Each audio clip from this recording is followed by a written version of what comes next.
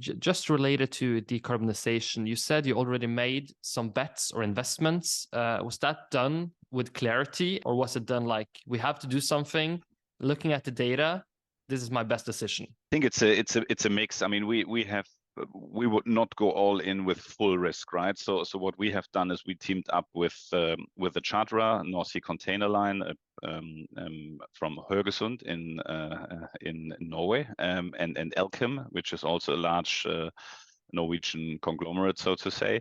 And we're kind of working on building the first green corridor in Northern Europe.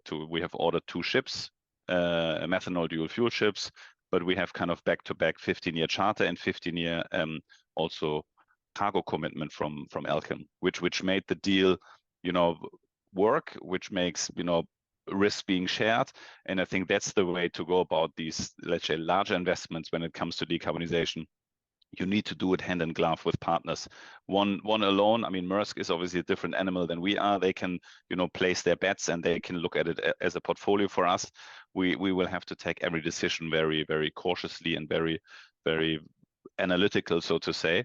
So we haven't kind of placed a lot of bets. We're agnostic as far as the path is concerned to decarbonization. We're not kind of religious about methanol or ammonia or hydrogen.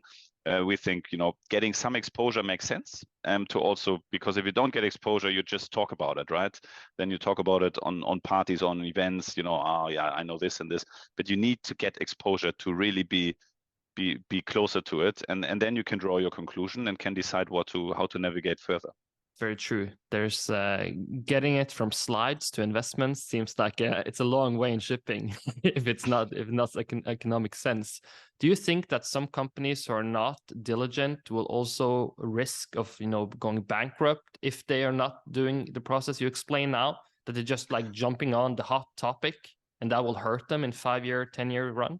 Well, maybe. I mean, I don't know. I think it in any event, it is a risk just to jump on a hot topic without having done your homework, regardless of decarbonization or not. So I think a thorough analysis is needed. You have to be fast sometimes. So I mean, when you look back at our company development 2017 and 18, we were running like hell because we felt there's a window of opportunity that might close.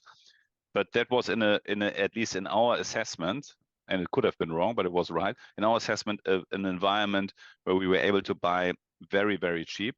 So the downside risk was limited and the upside opportunity was significant. So I think in those environments, but in kind of fuel questions, technology questions, it might be a bit more digital, right? So you might have put your bet on a technology that becomes obsolete over time. So the risk, and we're in a high priced environment, right? So we're at high new building prices, we're at high interest rates.